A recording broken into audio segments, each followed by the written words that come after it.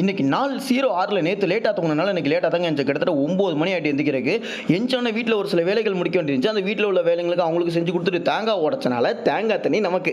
அதனால இந்த டீஹைட்ரேட்டா இருக்கிற பாடிய ஹைட்ரேட் பண்ணலாம்னு சொல்லிட்டு அந்த தேங்காய் தண்ணிய மடக்கு மடக்கு மடக்கு மடக்குன்னு குடிச்சா வெளிய ஒரு சவுண்ட். என்னடா சவுண்டுன்னு பார்த்தா நம்ம அண்ணன் மாம்பழம் கொண்டு வந்ததாப்புல மாம்பழத்தை வாங்கிட்டு திருநெல்வேலிக்கு போக வேண்டிய ஒரு வேலைகள் இருந்துச்சு. அதனால பிரைவசி வேலைகள் அனைத்தையும் முடிச்சுட்டு அவுட்ஃபிட்டை மாட்டிட்டு தெருவில் போகும்போது யோசிக்கிட்டே போனேன். இன்னைக்கு டவுன் பஸ் வருமா வராதா அப்படின்னு சொல்லி யோசிச்சிட்டே போயிட்டு இருந்தா டவுன் பஸ் வந்துட்டு பிகாஸ் கண்டக்டர் நம்மளுடைய ஃப்ரெண்ட் ஆயிட்டாப்ல. அதனால டவுன் பஸ் வந்துட்டு அதுக்கப்புறம் டேரக்டா திருநெல்வேலி பஸ்ல ஏறி ஒரு நாப்பை போட்டாச்சு. ஏன்னா இன்னைக்கு ஹெட்செட் எடுத்துட்டு போயிட்டா அப்படிங்கிறதுனால இன்னைக்கு ஒரு நாப்பை போட்டாச்சு. அதுக்கப்புறம் நம்ம காலேஜ்ல இருந்து அந்த ஃபோன் கடை கிட்டத்தட்ட 1 கிலோமீட்டருங்க. 1 கிலோமீட்டருக்கு ரேபிடோ போட்டா 21 ருபீஸ் காச்சு. 21 ருபீஸ் கொடுக்கணுமா அப்படின்னு யோசிச்சேன். சரி ஓகே பரவாயில்ல கொடுத்துரும் அப்படின்னு சொல்லிட்டு நம்ம தானே கொடுத்துரும் அப்படின்னு சொல்லிட்டு அந்த ஃபோன் கடைக்கு 1:55க்கு போனோம். 1:55லேருந்து 3:55 வரைக்கும் ஒரு நல்ல ஃபன் அண்ட் என்டர்டைன்மெண்ட் கம்யூனிகேஷன் போயிட்டே இருந்துச்சு. அதுக்கப்புறம் மறுபடியும் அந்த கடையில இருந்து ரேபிடோ புக் பண்ணா 33 ரூபா கேட்டாங்க. சரி உன்னை பிளாட்ஃபார்ம்ல இறக்கி விடுறேன் அதுக்காக சரி வச்சுட்டு போங்கன்னு கொடுத்தாச்சு.